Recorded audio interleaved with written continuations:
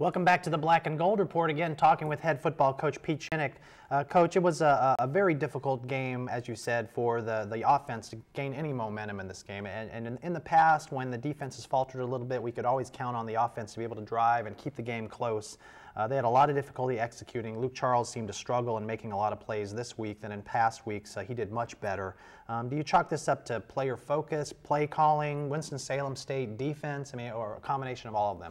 Well, probably a combination of all of them. I think, we tried to stick with a very similar game plan that we've had. I mean, we've used it for 10 weeks, and what our guys have been able to do is take advantage of what the defense is giving them. This week, I felt like we tried to, hit a couple big plays when necessarily it wasn't the right time to do that, when we had some guys open underneath that we could have taken. Luke has been extremely accurate. His numbers didn't turn out that way this past week, but he did have about 4 or 5 drops, and he did have, 4 deep balls that were within, about 6 inches of guys. And, we had a couple of balls batted down that in the past we've been able to get. So I think all the factors that you mentioned played into us not playing to the level that we were capable of offensively. So what do you tell your players going into this week's season finale against West Liberty? What positives, if any, can you take from a tough game like this? Well, I said after the game, I said, guys, this is the worst game I've seen you play all year long. And I don't think it has to do with our opponent. Winston-Salem State, very good football team, don't get me wrong, but I just don't think we played to the level that we're capable of playing. And so I promised our seniors that we're going to finish this season the right way. We're going to give them an opportunity to go out with 8 wins and be able to finish their career on a very strong note. They did a fantastic job keeping this team together when we were sitting back there at 3-2 and with a tough road schedule in front of us, as well as a lot of tough opponents. And so I want to make sure that we do everything possible to send them out on the right note. Well, let's look ahead to that last game, the season finale at home against the 1-9 West Liberty team, who dropped a heartbreaker to Concord 32-29 last week.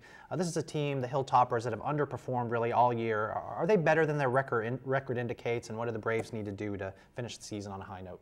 Well, I think they are better than their record indicates. They've really struggled a little bit throwing the ball.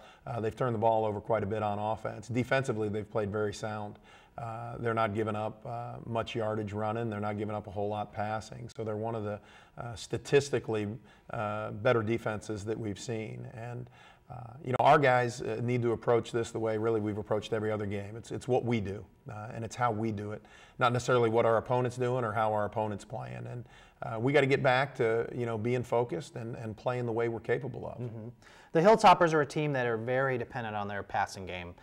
They're led by their quarterback, L.D. Crow. They throw the ball all over the field. They have a lot of receivers who catch the ball. You've played a lot of running teams. You've played a lot of balanced teams in the last few weeks. How do you adjust it to a team that throws so much? Well, one of the things that they don't rely on the run very much, and so you can kind of tweak your defense a little bit to take away some of the things they do in the passing game. Our defensive line's played pretty well the last couple of weeks. We're one of the few teams that get some sacks on Winston-Salem, and we were able to put some pressure on them.